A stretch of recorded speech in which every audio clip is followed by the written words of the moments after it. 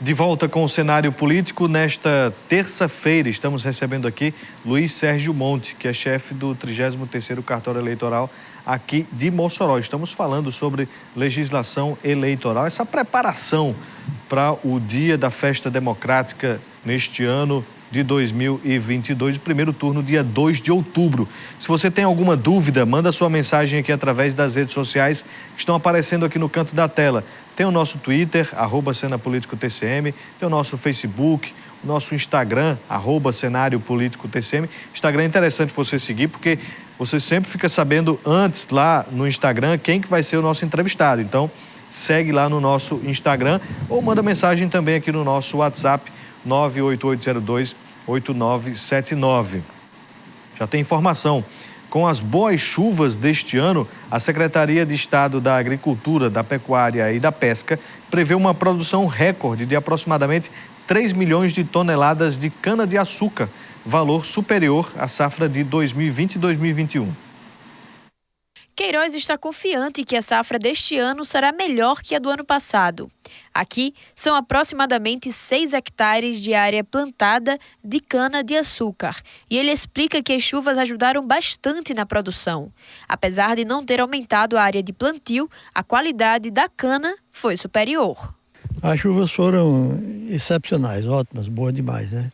E ajudou bastante, certo? Porque o ano anterior foi muito fraco de chuva. Eu lembro que a última chuva que deu foi em abril, por aí, uma coisa bem fraquinha. E o canavial sofreu muito. Mas esse ano veio com vontade, chuva mandada por Deus, e o canavial se recuperou. E está aí, vocês estão vendo. Quando não chove, Queiroz usa a irrigação como alternativa para manter a área aguada. Mas grande maioria da plantação de cana-de-açúcar do estado é de sequeiro. Por isso, as chuvas que caíram espalhadas por toda a região do estado beneficiaram os produtores. Segundo a Secretaria de Estado da Agricultura, da Pecuária e da Pesca, a expectativa é que este ano seja de recuperação da produção. Sem sombra de dúvida, a gente está vivendo um bom momento. A cana-de-açúcar, 3 anos atrás, a nível de produtor, uma tonelada custava em torno de R$70, R$80. Hoje já está batendo a barreira dos R$170, ela quase que dobrou em 2 anos. E em decorrência do excelente período chuvoso que nós tivemos esse ano a gente deve bater um recorde. Estima-se uma safra, uma colheita de cana nas fazendas, algo superior a 3 milhões de toneladas. Em relação à safra passada, a Secretaria de Agricultura do RN estima que haja um crescimento na produção de cana-de-açúcar de 11,1%. Já com relação ao açúcar especificamente, esse aumento previsto é de 38,3%. A Companhia Nacional de Abastecimento, a CONAB, calcula que a safra no RN deve produzir mais de 196 mil toneladas de açúcar. Com isso, o mercado deve movimentar cerca de 540 milhões de reais. No país, a produção deve crescer 1,9%, atingindo 196 milhões de toneladas. A gente está muito animado, é mais recursos, é mais oportunidades, são mais empregos.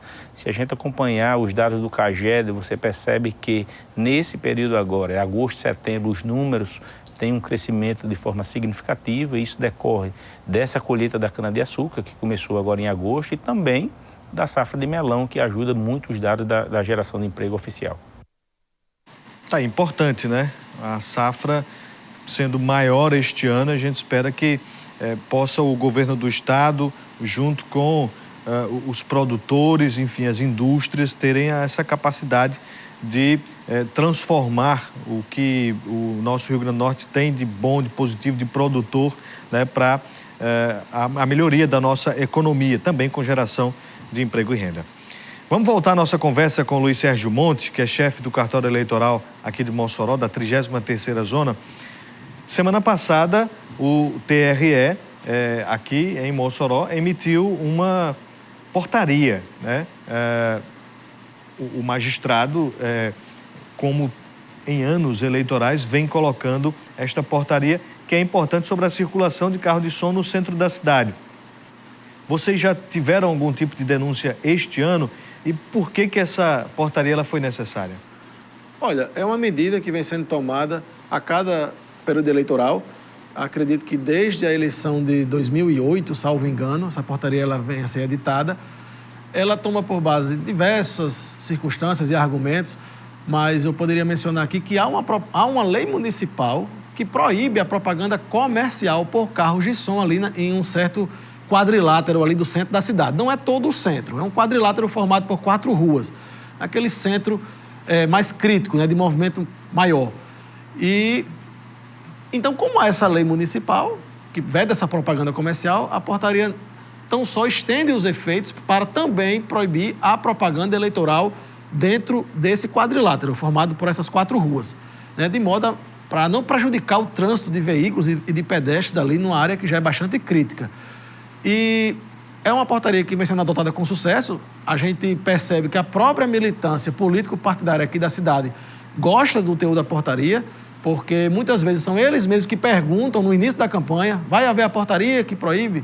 Este ano mesmo, na reunião que nós tradicionalmente fazemos antes do início da campanha, né, a própria militância político-partidária que comparece representando os partidos, né, eles nos indagaram se iria haver a edição da portaria, porque, segundo eles, melhora de fato as movimentações ali no centro. Não é que as movimentações não possam existir. Quer dizer que pode acontecer. Pode acontecer. Porque geralmente no centro o que acontece no horário comercial são aquelas caminhadas de loja em loja, com aquele pessoal portando as bandeiras. Então aquilo ali é permitido. O que não pode é um carro de som numa velocidade ali lenta, acompanhando essa caminhada nas lojas e aí causando um caos ali no trânsito.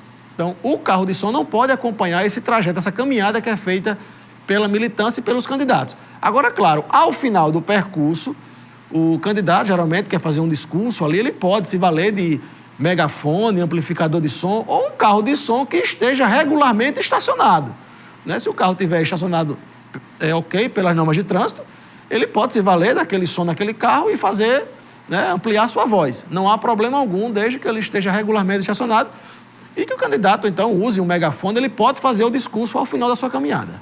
Eu vi que na portaria é proibido o carro de som, a circulação, inclusive bicicleta. Então, a própria circulação ela não é permitida. Isso, ela não é permitida. Essa questão da bicicletinha, porque foi um fenômeno local que veio surgindo nos últimos anos. A gente proibiu os carros de som e aí surgiam aquelas bicicletinhas com aquele som. Então, a portaria hoje, ela abrange, inclusive, a bicicletinha, até porque, é bom que se diga isso, a lei eleitoral proíbe, de maneira geral, hoje, recentemente, de uns 6 anos para cá, a lei eleitoral proíbe a circulação de carros de som de maneira individual, onde quer que estejam. Não pode. Não pode haver o carro de som, aquela chamada baratinha que a gente chamava antigamente, a baratinha circulando por um bairro, não pode. Os carros de som, eles são autorizados a sonorizar movimentos de campanha, as movimentações de campanha, passeatas, carreatas, reuniões de calçada, comícios. Então, eles vão sonorizar esses atos. Aí sim eles podem ser usados. Agora, eles não podem circular de maneira individual em nenhum ponto da cidade, em nenhum ponto do território nacional. É uma lei eleitoral nacional que prevê a proibição de carros de som em campanha de maneira individual. Eles podem sonorizar eventos de campanha tão somente. Eu lembro que há alguns anos os candidatos contratavam estas baratinhas, né? Ficaram conhecidas a montagem desses equipamentos, que se tornava um pouco mais barata e era pulverizado, né? Em todo o estado, quando é eleição geral, esses equipamentos, esses veículos nas cidades tocando jingles dos candidatos. Mas, Luiz Sérgio, quando a gente fala da movimentação política, aquela que pode acontecer com o som instalado ali, o equipamento, com o carro de som devidamente estacionado ali no local permitido, esta movimentação ela precisa de uma liberação da justiça ou ela precisa só ser informada? A palavra correta não seria liberação, porque, na verdade, o que a lei exige é que o interessado em promover aquela manifestação, os partidos interessados, as coligações interessadas, elas promovam a comunicação aos órgãos policiais competentes, para que esses órgãos policiais tomem conhecimento do evento e garantam o uso daquele espaço, em preferência para que outro candidato não queira também usar aquele mesmo espaço na mesma hora. Então, para que se fixe aí um direito de preferência sobre o uso do local, a legislação prevê essa comunicação às autoridades policiais. Como aqui em Mossoró nós temos diversos órgãos policiais em atuação, Polícia Militar, Polícia Civil, Rodoviária Federal, temos a Guarda Municipal, temos os agentes de trânsito, nós temos por tradição aqui, já há 10 anos, nós instaurarmos uma comissão de órgãos policiais que se reúnem todas as terças-feiras de campanha, que no caso houve hoje essa reunião, inclusive, são representantes dos diferentes órgãos policiais e de trânsito da cidade. Eles recebem as agendas semanais de todos os candidatos que pretendem fazer qualquer ato de movimentação de campanha aqui durante uma semana, avaliam aqueles trajetos e aferem aí eventual choque de rotas. Eles fazem essa avaliação. Hoje, por exemplo, foi a tarde toda nessa reunião, iniciou às 14 horas, terminou quase às 18 horas. Você tem uma ideia, lá no TRE essa reunião é feita semanalmente, toda terça-feira à tarde. E aí esses policiais, eles avalizam aqueles trajetos, né? Claro que há muito choque de percurso e é tudo resolvido na hora, os representantes das candidaturas acompanham a reunião, são chamados para remover aquele conflito, então todo mundo sai de lá já com a ata da reunião, com aqueles trajetos homologados, o uso daqueles espaços homologados. Então, fica tudo certo nas terças-feiras, essa agenda semanal e para a próxima terça, consequentemente, a programação da semana seguinte. E se acontecer o caso de, num final de semana, um político que não fez esse comunicado, não participou da reunião, tentar realizar alguma movimentação política, o que é que pode acontecer? Olha, desde que não haja nenhum outro usando o espaço, não há problema algum que ele use, entendeu? Essa questão da comunicação na terça-feira é mais uma medida que foi tomada para sistematizar, organizar as comunicações, que são muitas. Se esses representantes de candidaturas fossem entregar nos órgãos policiais diariamente, isso seria uma loucura de agenda. Então, a gente concentra nas terças-feiras, a grande maioria delas, e claro que uma ou outra ainda chega principalmente até o final de semana, na quinta ou na sexta-feira. Mas isso logo é conciliado, a gente explica, eles têm acesso à ata da reunião que homologou os locais que vão ser explorados, de modo que, se não houver ninguém naquele espaço, naquela hora, ele pode usar livremente. Então, a própria polícia acompanha essas movimentações para dar segurança. Os diferentes órgãos. Muito bem. Eu tenho também uma questão aqui, né? O pessoal da equipe do Master encaminhou aqui uma pergunta para mim, no seguinte sentido. O eleitor que fez o seu primeiro título, né, com 16 anos, para votar neste ano, fez todo o processo virtual, fez todo o processo online, através do sistema do TSE. Essa pessoa recebe algum tipo de comunicado da Justiça Eleitoral para imprimir o seu título? Como é que faz para ter acesso a este título para poder fazer a sua votação em outubro? Quando o interessado protocola seu requerimento do seu título de eleitor, nós fazemos aquele atendimento, nós o inserimos na lista de eleitores, né, nós fazemos o seu alistamento. A gente não manda qualquer tipo de resposta, não, para o eleitor. Não mandamos e-mail, não mandamos SMS, não mandamos mensagem. Cabe ao eleitor, cerca de 3 dias após o seu protocolo, o protocolo do seu requerimento, ele acessar o site do TRE e consultar a sua situação. Lá ele vai ter inúmeros serviços eleitorais à disposição, ele vai ter, por exemplo, a emissão de certidão de quitação eleitoral. Ele coloca lá seus dados, a certidão de quitação eleitoral ela vai ser emitida com todos aqueles dados e, inclusive, tem agora o chamado autoatendimento ao eleitor. Ele pode procurar lá esse espaço também no site, colocar os seus dados, ele pode imprimir o seu título de eleitor. Não naquele formulário verdinho tradicional. O título agora nada mais é do que uma mera impressão numa folha em branco, basta ele recortar e ali está o seu título de eleitor, que é um documento que atesta, certifica a sua qualidade de eleitor, mas que sequer é um documento obrigatório para que ele leve consigo no dia da eleição. O eleitor tem que levar o seu documento de identidade, né? A qualidade de eleitor, os mesários já sabem, eles têm lá o caderno de votação com o nome de todos os eleitores aptos ao voto naquela sessão. O que o eleitor precisa demonstrar perante o presidente de mesa é a sua identidade. Então, ele leva seu documento de identificação, se identifica, os documentos digitais hoje são aceitos, ele pode levar aquelas identidades que estão no site do Gov, do governo.gov, pode levar o e-título, que é aquele título mais moderno, que tem a foto do eleitor no próprio celular. Claro que só vai ter a foto daqueles que tiraram o título antes de 2020, né? Que foi antes da pandemia, porque desde que veio a pandemia, em março de 2020, os títulos que nós estamos tirando de lá para cá são todos sem dados biométricos. Então, só vai ter a foto do eleitor no e-título aqueles que tiraram o título antes de março de 2020.